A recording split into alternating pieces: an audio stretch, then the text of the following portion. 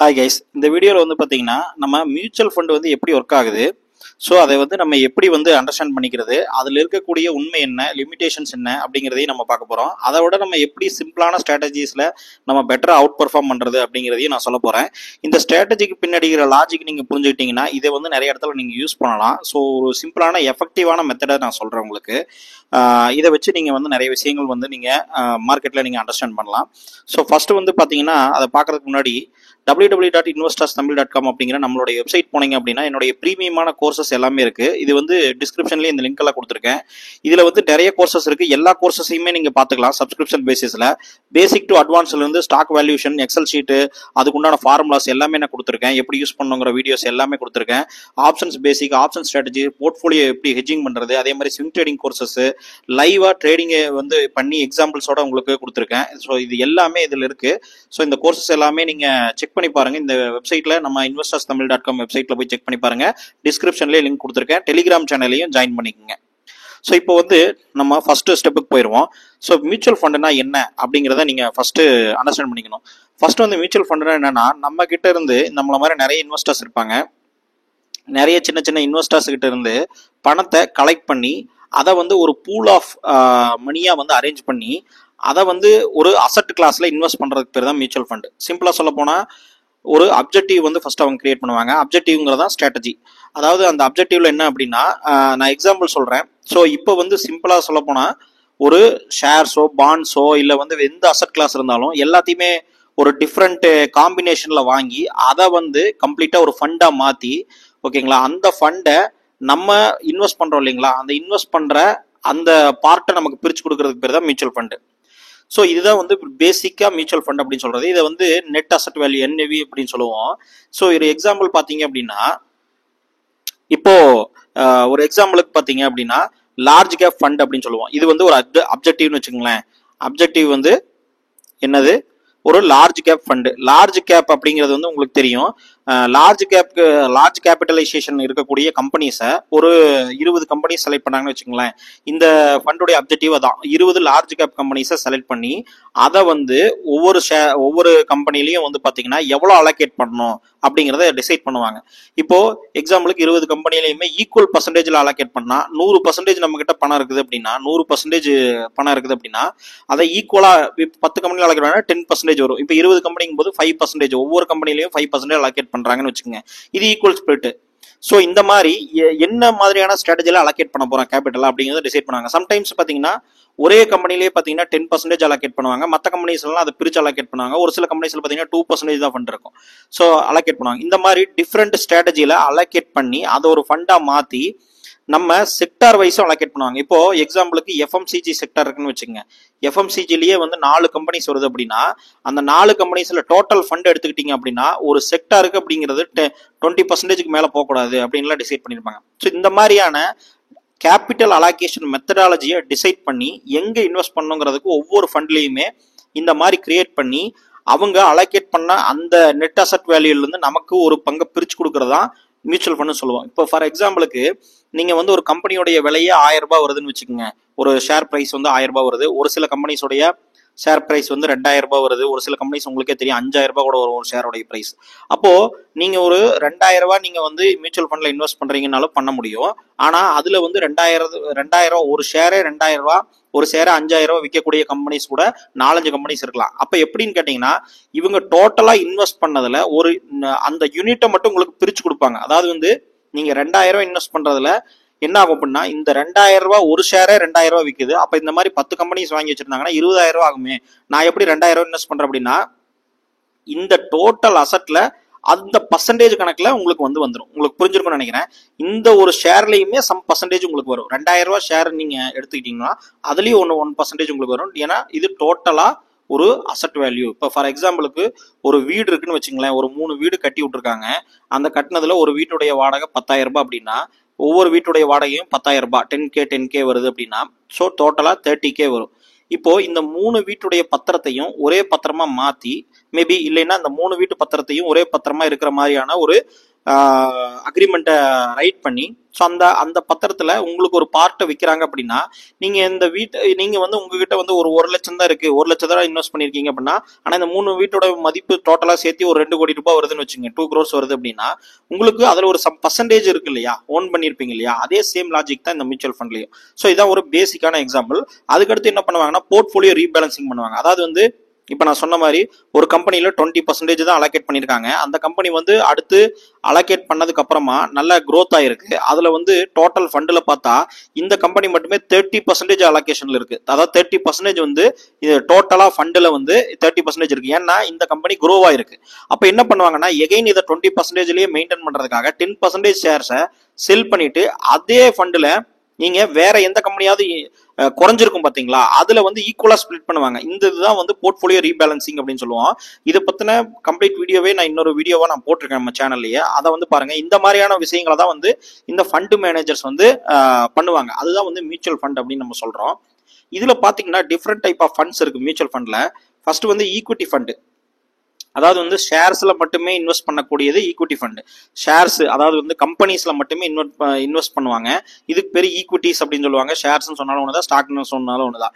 இதை வந்து ஒரு ஒரு 10 கம்பெனிஸை சேர்த்து வாங்குறது, இல்ல லார்ஜ் கேப்ல மட்டுமே இன்வெஸ்ட் பண்றது, இல்ல ஸ்மால் கேப்ல மட்டுமே இன்வெஸ்ட் பண்றது, இதெல்லாம் வந்து பாத்தீங்கன்னா சேர்த்தது தான் வந்து ஷேர்ஸ் அப்படின்னு நம்ம சொல்லுவோம். இந்த ஷேர்ஸ்ல மட்டுமே இன்வெஸ்ட் பண்ணக்கூடிய ஃபண்ட், இப்போ நீங்க ஒரு மியூச்சுவல் ஃபண்ட் வாங்குறீங்கன்னா அது ஈக்விட்டி ஃபண்ட் அப்படின்னு சொன்னாங்க அப்படின்னா அதுல வந்து ஷேர்ஸ் மட்டும் தான் இருக்கும்.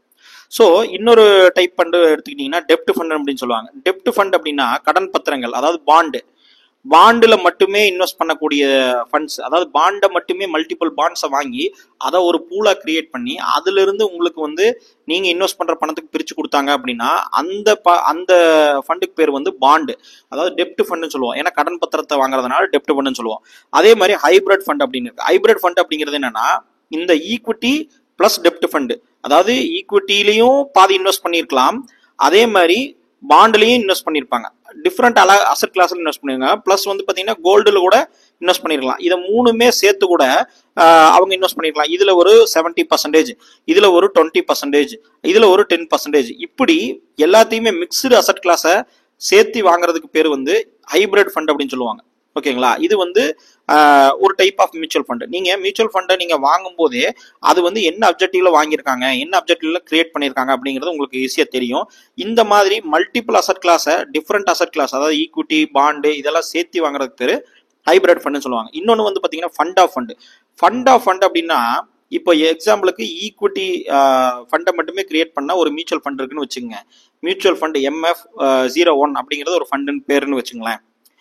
அதே மாதிரி பார்த்தீங்கன்னா டெப்ட் ஃபண்ட் அப்படிங்கிறது அது ஒரு MF02 அப்படிங்கிறதுனா இது ஒரு மியூச்சுவல் ஃபண்டுன்னு வச்சுக்கலாம். எக்ஸாம்பிளுக்கு நான் சொல்றேன். இப்போ ஹைபிரிட் ஃபண்ட்னா MF03ன்னு ஒரு ஃபண்ட் இருக்கு, அது வந்து ஹைபிரிட் ஃபண்ட் அப்படின்னா. இப்போ இந்த 3 ஃபண்ட், இந்த 2 ஃபண்டை வாங்கி இதுல வந்து 50% அலோகேட் பண்ணிட்டு இந்த ஒரு ஃபண்ட்ல மட்டும் 50% அலோகேட் பண்ணி இதை வந்து ஒரு ஃபண்டா மாத்தி விற்கிறதுக்கு பேர் தான் ஃபண்ட் ஆஃப் ஃபண்ட். அதாவது இண்டிவிஜுவலா ஷேர்ஸை வாங்கி இதெல்லாம் ஹோல்டு பண்ணி ஒரு ஃபண்டை கிரியேட் பண்றாங்கன்னா, இந்த ஃபண்டையே வாங்கி இந்த மியூச்சுவல் ஃபண்ட்லயே மல்டிபிள் மியூச்சுவல் ஃபண்டை வாங்கி அதையே ஒரு ஃபண்டா கிரியேட் பண்ணி உங்களுக்கு அதை ஒரு மியூச்சுவல் ஃபண்ட் மாதிரி மாத்தி சேல் பண்றதா ஃபண்ட் ஆஃப் ஃபண்ட் அப்படின்னு சொல்லுவோம். இது combination of multiple mutual fund. So இதுதான் வந்து different type of mutual fund. இது ஒவ்வொன்றிலையும் ரிஸ்க் ரிவார்டு அப்படிங்கிறது வந்து மாறி வரும். இப்போ எக்ஸாம்பிள் ஷேர் மார்க்கெட்டுக்கு உண்டான ஒரு ரிஸ்க் இருக்கு இல்லையா, ஷேர்ஸ் அப்படிங்கிறது வந்து நம்ம கம்பெனிஸை பொறுத்து இருக்கு. இது ஒரு டைம்ல வந்து பாத்தீங்கன்னா இன்ட்ரெஸ்ட் ரேட் இன்க்ரீஸ் ஆச்சு அப்படின்னா நமக்கு வந்து ஷேர் மார்க்கெட் ஃபால் ஆக ஆரம்பிக்கும். அதே மாதிரி டெப்ட் ஃபண்டுங்கிறது ஒரு டைம்ல வந்து கம்மியான ரிட்டர்ன் கொடுக்கும், ஒரு டைம்ல ஜாஸ்தியான ரிட்டர்ன் கொடுக்கும். அப்போ இதுக்குண்டான நேச்சர்ஸ் வந்து இருக்கு. இதை பொறுத்து நீங்க இதெல்லாம் இன்வெஸ்ட் பண்ணலாம், எப்படி வந்து உங்களுக்கு ரிட்டர்ன் கிடைக்கும் அப்படிங்கிறது டிஃப்ரெண்ட் டைப் ஃபண்ட்ஸை நீங்க யூஸ் பண்றது மூலமா தெரிஞ்சுக்கலாம். இப்போ அடுத்து பாத்தீங்கன்னா SIP அப்படின்னு சொல்றோம். SIP அப்படிங்கிறது வந்து சிஸ்டமேட்டிக் இன்வெஸ்ட்மெண்ட் பிளான் அப்படிங்கிறது தான் SIP அப்படின்னு சொல்லுவோம். இது வந்து ஒரு அசெட் கிளாஸ் கிடையாது, சிஸ்டமேட்டிக் இன்வெஸ்ட்மெண்ட் பிளான். அதாவது நீங்க இந்த மியூச்சுவல் ஃபண்ட்ல இன்வெஸ்ட் பண்றப்ப எப்படி நீங்க மெத்தட்ல இன்வெஸ்ட் பண்ண போறீங்க, அதாவது வந்து பல்கா 1 லட்சம் ரூபாய்க்கு வாங்க போறீங்களா, இல்ல மாசம் வீக்லி குவார்டர்லியில 5000 10,000, இப்போ மாசம் நான் 5000 இன்வெஸ்ட் பண்றேன், இல்லைன்னா வந்து ஒரு வீக்லி 1000 ரூபாய்க்கு நான் வாங்குறேன். இந்த மாதிரி நீங்க மியூச்சுவல் ஃபண்டை வாங்குறதையே எந்த மெத்தட்ல நீங்க வாங்க போறீங்கிறது தான் வந்து SIP தவிர SIPல போடுங்க அப்படின்னு சொன்னா SIPங்கிறது ஒரு அசெட் கிளாஸோ, SIPங்கிறது ஒரு ஷேரோ இல்ல ஒரு பாண்டோ, அது ஒரு அசெட் கிளாஸோ கிடையாது. எஸ்ஐபிங்கிறது மெத்தட் ஆஃப் இன்வெஸ்டிங். நீங்க மியூச்சுவல் ஃபண்டையே பல்கா கூட நீங்க ஒரு 5 லட்சத்துக்கு 10 லட்சத்துக்கு வாங்கலாம். அது லம்சம் அப்படின்னு சொல்லுவோம். இப்போ இதுல எஸ்ஐபியில வந்து ஒரு ப்ராப்ளம் என்ன அப்படின்னு கேட்டீங்கன்னா, எஸ்ஐபியில வந்து நீங்க ஒரு ஃப்ரீக்வெண்ட் இன்டர்வல்ல இப்போ மாசம் மாசம் மாசம் மாசம் ஒரு அமௌண்ட்டை வந்து நீங்க இன்வெஸ்ட் பண்ணிட்டே வருவீங்க. ஓகேங்களா? மார்க்கெட் வந்து அந்த டைம்ல மேலேயும் போயிருக்கலாம், கீழேயும் போயிருக்கலாம், இல்ல வந்து பாத்தீங்கன்னா கீழேயே சுத்திட்டு இருக்கலாம், இல்லைன்னா நல்ல புல் மார்க்கெட்லயே போயிட்டு இருக்கலாம். அப்ப கூட நீங்க மாசம் மாசம் மாசம் மாசம் வாங்குவீங்க. இப்போ இந்த எஸ்ஐபிங்கிறது ஒரு ஃப்ரீக்வெண்ட் இன்டர்வல்ல நீங்க வாங்குறது. இப்போ புல் மார்க்கெட் இருக்கும்போது என்ன தெரியுங்களா, லம்சம் அமௌண்ட்டா நீங்க இன்வெஸ்ட் பண்றப்ப தான் ஹை ரிட்டர்ன் கிடைக்கும்.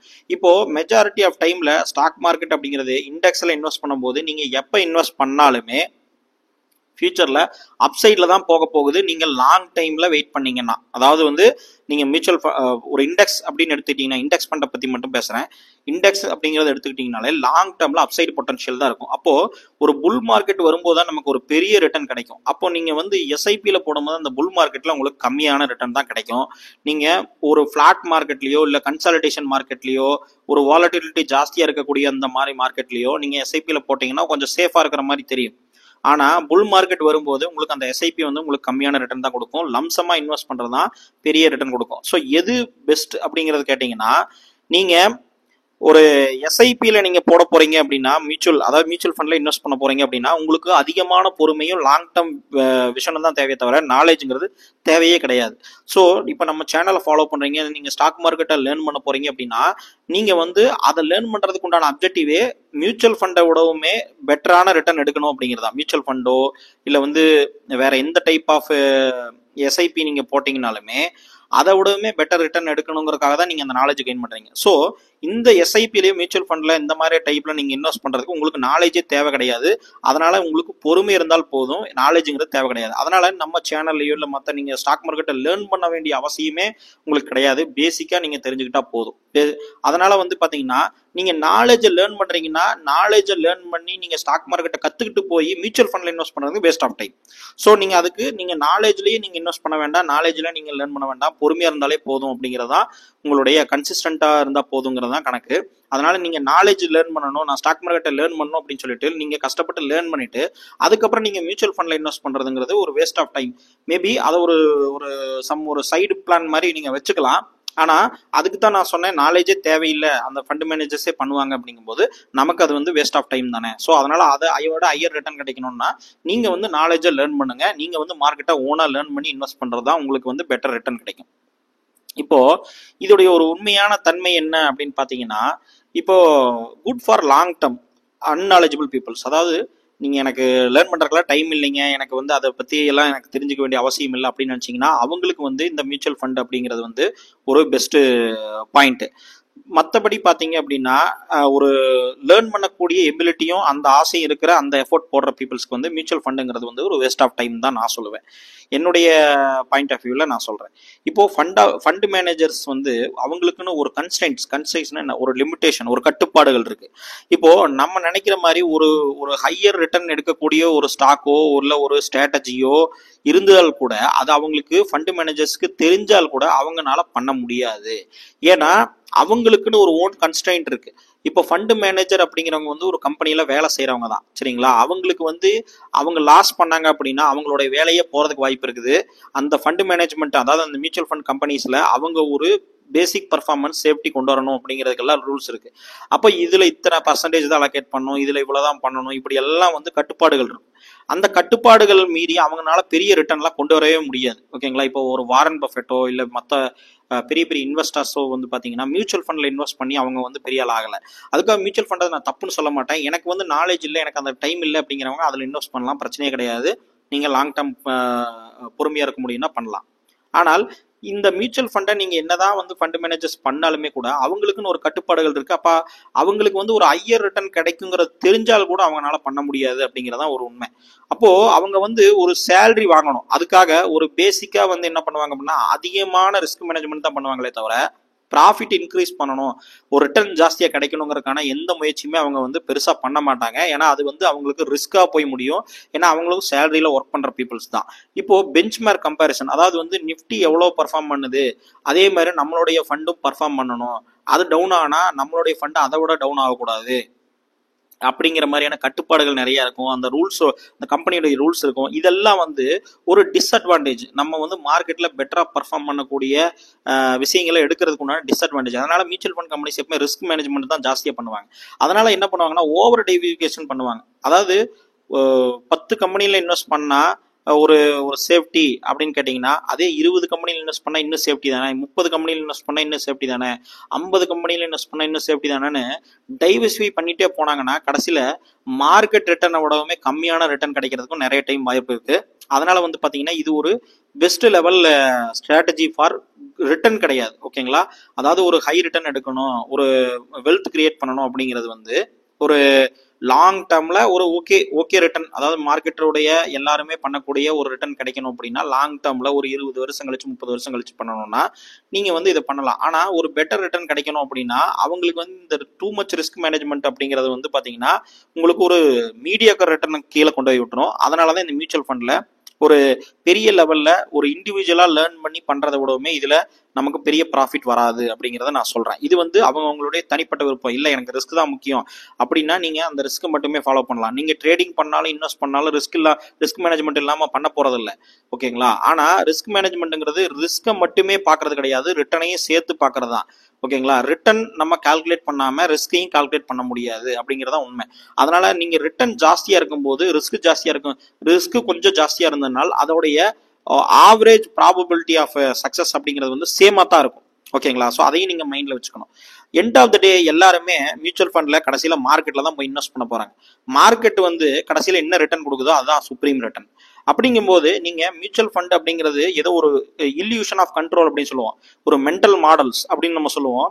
மென்டல் மாடல்ஸ் அப்படின்னா நம்மளுடைய மூளையில நம்ம பிறக்கும் போதே வந்து பாத்தீங்கன்னா ஒரு சில பயாஸ் இருக்கும். நம்ம வந்து ஒரு மனுஷனா இருக்கும் போதே ஒரு பயாஸ், அதாவது நம்ம திங்க் பண்றதே தப்பாதான் ஒரு சில விஷயங்களை திங்க் பண்ணுவோம். அந்த பயாஸ் அண்டர்ஸ்டாண்ட் பண்ணிக்கிட்டாதான் அந்த இடத்துல இருந்து நம்ம எஸ்கேப் ஆக முடியும். அப்படி இல்லாத ஒரு சில விஷயங்கள் தான் வந்து பயாஸ் சொல்லுவோம், அந்த காக்னிட்டிவ் பயாஸ் அப்படின்னு சொல்லுவோம். இதை வந்து மென்டல் மாடல்ஸ் அப்படின்னு சொல்லி ஒரு விஷயங்கள்ல நம்ம கத்துக்கிறது மூலமா நம்ம ஒரு சில விஷயங்கள்லாம் நம்ம அண்டர்ஸ்டாண்ட் பண்ணிக்கலாம். அதை பத்தின டீட்டெயில்ஸ் வீடியோ நான் போடுறேன், ப்ரீவியஸா நிறைய போட்டிருப்பேன், நீங்க செக் பண்ணி பாருங்க நம்ம சேனல்ல. இதுல one of the model illusion of control. அதாவது வந்து நம்ம ஏதோ ஒரு தலையை சுத்தி ஒரு விஷயத்த நம்ம பண்றதுனால நம்ம சேஃபா இருக்கும் அப்படிங்கிற மாதிரியான ஒரு இல்யூஷன் ஆஃப் கண்ட்ரோல் ஒரு நமக்கு கிடைக்கும். இது வந்து ஹியூமன் மைண்ட்லயே இருக்கிறது, இல்யூஷன் ஆஃப் கண்ட்ரோல். இப்ப நான் வந்து எண்ட் ஆஃப் த டே வந்து கடைசியில எல்லாமே மார்க்கெட்ல தான் போய் இன்வெஸ்ட் பண்ண போறாங்க, மியூச்சுவல் ஃபண்டா இருந்தாலும் சரி எதுவா இருந்தாலும் சரி. அப்போ மார்க்கெட் கீழே போச்சு அப்படின்னா ஃபண்டுடைய ரிட்டர்னுமே வந்து கிடைக்காது. அப்போ மியூச்சுவல் ஃபண்ட்ல போடுறதுனால சேஃப் அப்படிங்கிறது மாதிரியும் ஒரு இல்யூஷன் ஆஃப் கண்ட்ரோல் வந்து நமக்கு கிரியேட் ஆகுது. பிகாஸ் ஆஃப் ஒரு ஒரு இன்டைரக்டா நம்ம வந்து அதை பாக்குறோம். கடைசியில் எண்ட் ஆஃப் த டே வந்து மார்க்கெட்ல தான் போய் இன்வெஸ்ட் பண்ண போறோம் அப்படிங்கறதா உண்மை. அதனாலதான் மியூச்சுவல் ஃபண்ட்லயே சப்ஜெக்ட் டு மார்க்கெட் ரிஸ்க் அப்படிங்கறத நம்ம சொல்லிடுறாங்க. ஸோ அதனால அதுவும் ஒரு வகையான டிஸ்அட்வான்டேஜ் தான் இது கொடுக்கும். அதனால மியூச்சுவல் ஃபண்ட் அப்படிங்கிறது வந்து இந்த ஃபண்ட் மேனேஜ்மெண்ட் கம்பெனிஸ் எல்லாம் நம்ம கிட்ட வந்து ஒரு பணத்தை வாங்கினது அவங்களுக்கு சாப்பாடு. ஓகேங்களா? இது வந்து தப்புன்னு நான் சொல்ல மாட்டேன். அவங்க ஒரு நல்ல விஷயம் தான் செய்யறாங்க. நமக்கு வந்து லாங் டேர்ம்ல நாலேஜ் இல்லாம இருந்தாலும் கூட நமக்கு ஒரு ரிட்டர்ன் கொடுக்குறாங்க. ஆனாலும் என்னன்னா அது வந்து பாத்தீங்கன்னா ஒரு பெஸ்ட் மெத்தடா இல்ல, அது வந்து ஒரு நம்ம ஒரு பிசினஸ் பாயிண்ட் ஆஃப் வியூல பார்க்கும்போது அது ஒரு பெஸ்டா இருக்காது அப்படிங்கிறத நான் சொல்றேன். இந்த உண்மையை நீங்க புரிஞ்சுக்கணும். இதுல போட்ட சேஃப்டி அப்படிங்கிற மாதிரி எல்லாம் எதுவுமே கிடையாது. எல்லா இடத்துலயும் ரிஸ்க் இருக்கு. ஏன்னா எண்ட் ஆஃப் த டே மார்க்கெட்ல தான் இன்வெஸ்ட் பண்ண போறாங்க. இப்போ நம்ம எப்படி இன்வெஸ்ட் பண்ணலாம், ஒரு சிம்பிளான மெத்தட் சொல்றேன். நீங்க நிப்டி பீஸ் அப்படின்னு சொல்லி ஒண்ணு இருக்கும். ஓகேங்களா? நிப்டி பீஸ் அப்படிங்கிறது வந்து ஒரு ETF அப்படின்னு சொல்லுவோம். ETF அப்படின்னா என்னன்னா எக்ஸ்சேஞ்ச் ட்ரேடட் ஃபண்ட் அப்படின்னு சொல்லுவோம். எக்ஸ்சேஞ்ச் ட்ரேடட் ஃபண்ட், பேர்லயே வந்துருச்சா ஃபண்ட். இப்போ இந்த ஃபண்டுங்கிறது என்ன அப்படின்னா நீங்க எப்படி ஷேர்ஸ் எல்லாம் வாங்கி பல ஷேர்ஸை வாங்கி வாங்கி வாங்கி அதை ஒரு பூலா கிரியேட் பண்ணி ஒரு ஃபண்டா கிரியேட் பண்றீங்களோ அதே மாதிரி நீங்க நிப்டியில் இருக்கிற 50 ஸ்டாக்ஸையும் வாங்கி 50 ஸ்டாக்ஸையும் பை பண்ணி அதை ஒரு ஃபண்டா கிரியேட் பண்ணி அந்த ஃபண்டை ஒரு ஷேர் மாதிரி நீங்க ட்ரேட் பண்ணிக்கிற மாதிரி கொடுக்கறதுக்கு பேர் தான் ETF அப்படின்னு சொல்லுவோம். இந்த ETF எப்படி கிரியேட் பண்றாங்க அப்படிங்கிற அந்த மெக்கானிசமும் எப்படி ஒர்க் ஆகுதுங்கிறத நான் இன்னொரு வீடியோல போடுறேன். இப்போதைக்கு நமக்கு அது தேவை கிடையாது. ஆனா நிப்டி பீஸ் அப்படிங்கிறது ஒரு ETF. அதை வாங்கினீங்கன்னா இந்த நிப்டி 50 இருக்கிற 50 கம்பெனியும் வாங்கினதுக்கு ஈக்குவல். நிப்டியுடைய ரிட்டர்ன் என்னவோ அதுதான் இந்த ETF கொடுக்கும். இந்த ETF நீங்க ஒரு ஷேரை வாங்குற மாதிரி ஈஸியா நீங்க வந்து உங்களுடைய புரோக்கரேஜ் அக்கௌண்ட்லயே வாங்கிக்கலாம். நீங்க உங்களுடைய புரோக்கரேஜ் அக்கௌண்ட் 0 இருந்தாலோ வேற எதுல இருந்தாலோ நிப்டி பீஸ்ன்னு டைப் பண்ணீங்கனாலே உங்களுக்கு வரும். அதையும் பக்கத்துல நிப்டி 50 உடைய சார்ட்டையும் வச்சு பார்த்தீங்கனாலே உங்களுக்கு தெரியும் ரெண்டு ஒரே மாதிரி தான் இருக்கும். ஸோ நிஃப்டி 50 டைரக்டா நம்ம வாங்க முடியாது. ஒன்று ஆப்ஷன்ஸ் மார்க்கெட்ல போய் வாங்குவோம், அதாவது நிஃப்டி 50 மேல பெட்டிங் பண்ணுவோம் ஆப்ஷன்ஸ்ல, இல்லைன்னா ஃபியூச்சர்ஸ் மார்க்கெட்ல போய் ஃபியூச்சர்ஸ்ல வாங்கலாம். ஸோ நிஃப்டி 50 நம்ம எப்படி ட்ரேட் பண்ண முடியும்னா ஆப்ஷன்ஸ் ஃபியூச்சர்ஸ்ல ட்ரேட் பண்ண முடியும். இதுல இருக்கக்கூடிய 50 கம்பெனி தனித்தனியா போய் வாங்கினீங்கன்னா வேணா நிஃப்டி 50 டோட்டலா வாங்கின மாதிரி அர்த்தம். ஆனா அப்படி நீங்க வாங்கினா ரொம்ப அதிகமான அமௌண்ட் வேணும். அப்போ நிஃப்டி பீஸை நீங்க வாங்குறது ஈக்குவல் டு நிஃப்டி 50 வாங்குற மாதிரி. ஸோ இது வந்து கண்டெய்ன்ஸ் நிஃப்டி 50 ஸ்டாக்ஸ். இது ரிஃப்ளெக்ட் பண்ணக்கூடியது நிஃப்டி 50 இண்டெக்ஸ் தான் ரிஃப்ளெக்ட் பண்ணுது. ஸோ இதை நீங்க வாங்குறது மூலமா நீங்க வந்து இப்போ நீங்க மியூச்சுவல் ஃபண்ட்லயே நீங்க போய் பார்த்தீங்கன்னா இண்டெக்ஸ் ஃபண்ட் அப்படிங்கிற ஒரு ஃபண்ட் எல்லாம் இருக்கு பாத்தீங்களா, அது நிஃப்டி 50 தான் வாங்கியிருப்பாங்க. அதுல வந்து போய் பாத்தீங்கன்னாலே இந்த ETF தான் வாங்கி வச்சிருப்பாங்க. நிஃப்டி பீஸ் அப்படிங்கிற ETF தான் வாங்கி வச்சிருப்பாங்க. நீங்க பாத்தீங்கன்னாலே அவங்க போய் தனித்தனியா வாங்கணும் அப்படின்ட்டு அவசியம் இல்லை. இந்த நிஃப்டி பீஸை வாங்கினாலே அந்த 50 கம்பெனியும் வாங்கினதுக்கு ஈக்குவல். அப்போ மியூச்சுவல் ஃபண்டுங்கிறவங்களே பாத்தீங்கன்னா அந்த மியூச்சுவல் ஃபண்ட்லயே போய் பாத்தீங்கன்னா இந்த நிஃப்டி பீஸை தான் வாங்கி வச்சிருப்பாங்க. நீங்க பாத்தீங்கன்னா தெரியும். அப்போ சரி நிஃப்டி பீஸ் ஓகே, இந்த நிஃப்டியில நம்ம வந்து பெஸ்டா நம்ம பர்ஃபார்ம் பண்ணணும் அப்படின்னா எப்படி மியூச்சுவல் ஃபண்ட்ல மாதிரி நம்ம இன்வெஸ்ட் பண்ணாம, அதாவது வந்து ஃபண்ட் மேனேஜர்ஸ் இல்லாம நம்ம எப்படி பர்ஃபார்ம் பண்றதுன்னா சிம்பிள் லாஜிக் பை அட் பாட்டம்னு சொல்லுவாங்க இல்லையா. இது சொல்றது ஈஸி, ஆனா நான் எப்படி லோல நான் பாட்டம்ல பை பண்றது அது வந்து அவ்வளவு ஈஸியான்னு கேட்டீங்கன்னா அதுக்கு வந்து பாத்தீங்கன்னா ஒரு மெத்தட் இருக்கு. இப்போ இந்த மாதிரி பை அட் லோ அப்ப எப்படி நம்ம பை பண்றது அப்படின்னா, இப்போ இது வந்து நிஃப்டி பீஸ் உடைய சார்ட் சரிங்களா. இது வந்து நிஃப்டி பீஸ் உடைய சார்ட். இப்போ மார்க்கெட் வந்து பாத்தீங்கன்னா இங்கிருந்து ஏறி திருப்பி இறங்கிருக்கு இல்லையா. இந்த இறங்கின டைம்ல இங்க நம்ம வாங்கியிருந்தோம்னா நமக்கு பெஸ்ட் ரிட்டர்ன் கிடைக்கும். மியூச்சுவல் ஃபண்ட்ல எஸ்ஐபி மாதிரி போடாம, எஸ்ஐபி மாதிரி நீங்க போட்டீங்கனாலும் ஓகே, ஆனா சம் அமௌண்ட் லம்சமா இந்த இடத்துல நீங்க இன்வெஸ்ட் பண்ணியிருந்தீங்கன்னா அடுத்து இங்கேயே உங்களுக்கு பெஸ்ட் ரிட்டர்ன் கிடைச்சிருக்கும். ஓகேங்களா. அதே மாதிரி இந்த இடத்துல இந்த பாட்டம்ல எல்லாம் நீங்க இன்வெஸ்ட் பண்ணியிருந்தீங்க அப்படின்னா அடுத்து 2-3 மந்த்ஸ்லயே உங்களுக்கு பெஸ்ட் ரிட்டர்ன் கிடைச்சிருக்கும். இப்போ இந்த மாதிரியான இந்த பாட்டம் பார்க்கும்போது தெரியுது, ஆனா இப்போ நம்ம இருக்கிறது தான் பாட்டமா, ஒருவேளை மேபி இப்போ பாத்தீங்கன்னா இந்த ரெட் கேண்டில் கூட நம்ம இன்வெஸ்ட் பண்ணியிருந்திருக்கலாம், இது நம்ம பாட்டம் நினைச்சிட்டு, இல்ல இந்த இடத்துல கூட இன்வெஸ்ட் பண்ணிருக்கலாம். அப்ப இந்த மாதிரி பெஸ்ட் பாட்டமா நம்ம எப்படி கண்டுபிடிக்கிறது அப்படிங்கறத கண்டுபிடிச்சீங்கனாலே ஓரளவுக்கு நமக்கு பெட்டர் ரிட்டர்ன் நமக்கு கிடைச்சிடும், பெஸ்ட் பெர்ஃபார்மன்ஸ் கிடைக்கும். நீங்களே எஸ்ஐபி மாதிரியும் போடலாம், பிளஸ் வந்து இந்த மாதிரியான லம்சம்ல இந்த இடத்துல நீங்க இன்வெஸ்ட் பண்றது மூலமா உங்களுக்கு பெட்டர். அது எப்படி பண்ணலாம் அப்படின்னு பாத்தீங்கன்னா அதுக்கு ரெண்டாவது ஸ்டெப் என்ன பண்ணணும் அப்படின்னா அப்ளை RSI அப்படிங்கிறது ஒரு இண்டிகேட்டர் சரிங்களா. இது ஒரு நல்ல இண்டிகேட்டர். RSIங்கிறது ரிலேட்டிவ் ஸ்ட்ரென்த் இண்டெக்ஸ் அப்படின்னு சொல்லுவோம். இது வந்து என்னன்னா பாஸ்ட் பிரைஸ் உடைய பர்ஃபார்மன்ஸை எடுத்துக்கிட்டு ஒரு ஃபார்முலாஸ் மூலமா நமக்கு வந்து பெஸ்டா ஓவர் வேல்யூடு அண்டர் வேல்யூடு ஜோனை கண்டுபிடிக்கும். அதாவது வந்து இந்த பாட்டம்ல இருக்கிறது வந்து பாத்தீங்கன்னா அண்டர் வேல்யூடுங்கிற பாருங்க, ஓவர் சோல்டு ரீஜியன், அதாவது ஓவர் சோல்டு ஓவர் பாட் அப்படிங்கிறது இந்த ஹையஸ்ட் அப்படிங்கிறதா வந்து ஓவர் பாட் அப்படின்னு சொல்லுவோம். ஓவர் பாட்னா என்ன, அதிகபட்சம் பேரு வாங்கிட்டாங்க, அதுக்கு மேல வாங்குறதுக்கு குவான்டிட்டிஸ் ரொம்ப கம்மியா இருக்கு. அப்படிங்கும்போது செல்லிங் ப்ரெஷர் தான் ஜாஸ்தியா இருக்கும், அடுத்து செல் சைடு தான் போகும் மார்க்கெட். இப்போ ஓவர் சோல்டு அப்படிங்கிறது பாத்தீங்கன்னா ஓவர் சோல்டு அப்படிங்கிறது அதிகபட்சமா சேல் பண்ணிட்டாங்க, அதிகபட்சமான குவான்டிட்டிஸ் வேல்யூஸ் எல்லாம் சேல் பண்ணிருக்காங்க, அதுக்கு மேல வந்து செல்லர்ஸ் தான் ஜாஸ்தியா இருக்காங்க, பையர்ஸ் கம்மியா இருக்கும்போது அடுத்து பையர்ஸ் உடைய மார்க்கெட் தான் வரும் அப்படிங்கிறது வந்து பேசிக் காமன் சென்ஸ். அப்போ இந்த ஓவர் சோல்டு ஓவர் பாட் ரீஜியனை கண்டுபிடிக்கிறதுக்காக தான் இந்த RSI இண்டிகேட்டர் யூஸ் ஆகுது. இப்போ இந்த RSI இண்டிகேட்டரை நீங்க இந்த நிஃப்டி 50 நிஃப்டி பீஸ் அப்படிங்கிற சார்ட், இது நிஃப்டி பீஸ்ல 1 மந்த் சார்ட் இது சரிங்களா. 1 மந்த் சார்ட், ஏன்னா longer the time frame more the accuracy. Lower time frame போக போக டெக்னிக்கல்ல எப்பவுமே வந்து அக்யூரசி கம்மியாயிட்டே போகும் டெக்னிக்கல் இண்டிகேட்டர்ஸ்ல. ஸோ அதனால வந்து என்னன்னா ஷார்டஸ்ட் டைம் ஃப்ரேம் நீங்க போக போக கம்பேரிட்டிவ்லி ஹையஸ்ட் டைம் ஃப்ரேம் விட ப்ராபபிலிட்டி கம்மியாக தான் இருக்கும். அதனால வந்து 1 மந்த் சார்ட் தான் எடுத்துக்கிறோம், ஏன்னா நம்ம லாங் டேர்ம் இன்வெஸ்ட்மெண்ட் தான் பண்ண போறோம் அப்படிங்கிறது வந்து நம்ம பேசியிருக்கோம். ஏன்னா நம்ம எஸ்ஐபியோட அதாவது மியூச்சுவல் ஃபண்டோட பெட்டர் பெர்ஃபார்மன்ஸ் தான் போறோமே தவிர ட்ரேடிங் போகலை, அதை நீங்க புரிஞ்சுக்கங்க சரிங்களா. இன்வெஸ்ட் பண்றோம், அதாவது ஒரு 1000 ரூபாய்க்கு 2000 ரூபாய்க்கு நிஃப்டி பீஸ் நான் வாங்குறேன்னு வச்சுக்கோங்க. இப்போ வந்து பாத்தீங்கன்னா 252 ரூபா இருக்கு நிஃப்டி பீஸ். ஸோ 252 ரூபாய்க்கு அந்த 50 கம்பெனி சேர்த்து வாங்குறதா தான் அர்த்தம். அப்போ நம்மளால ஈஸியா அஃபோர்டபுள் பிரைஸ்ல இந்த நிஃப்டி பீஸ் இருக்கு. இப்போ இந்த நிஃப்டி பீஸ் 1 மந்த் சார்ட்டை நீங்க போட்டுக்கிட்டு என்ன பண்ணணும்னா RSI அப்படிங்கறத அப்ளை பண்ணணும். இப்போ நான் ஜீரோதாவில் இருக்கேன், நீங்க எந்த மேக்ஸிமம் சார்ட் பிளாட்ஃபார்ம்ல இருந்தாலுமே புரோக்கரேஜ்ல இருந்தாலுமே இந்த இதெல்லாம் பேசிக் இண்டிகேட்டர்ஸ் இருக்கும் RSI. இப்போ ஸ்டடீஸ்ல போயிட்டு RSI நீங்க அப்ளை பண்ணீங்கன்னா இந்த மாதிரி உங்களுக்கு வந்து ஒரு ஆர்எஸ்ஐங்கிறது ஒரு இந்த மாதிரி அப்ளை ஆகும். இனிஷியலா பேசிக்கா நீங்க ஆர்எஸ்ஐ எப்பவுமே 14 days பீரியட்ல தான் அப்ளை ஆகும். அதாவது லாஸ்ட் 14 கேண்டில் எடுத்துக்கிட்டு தான் அப்ளை ஆகும்.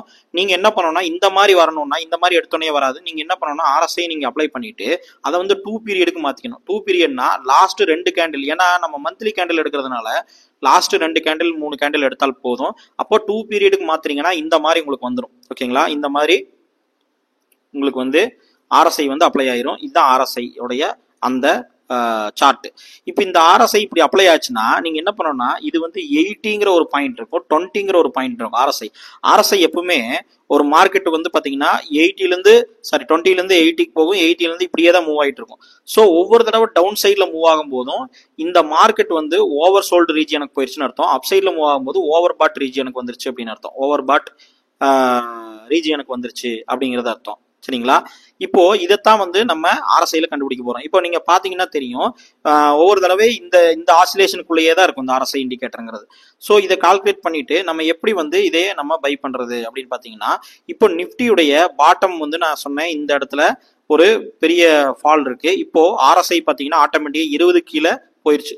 ஸோ 20ங்கிற நம்பர் உங்களுக்கு தெரியும். 20 கீழே ஆர்எஸ்ஐ வந்து போயிடுச்சுனால இந்த இடத்துல பாட்டம் இருக்கா. இந்த 20 கீழே போகும்போது மார்க்கெட் பாருங்க இந்த இடத்துல ஒரு ரெட் கேண்டில் கொடுத்துருக்கு.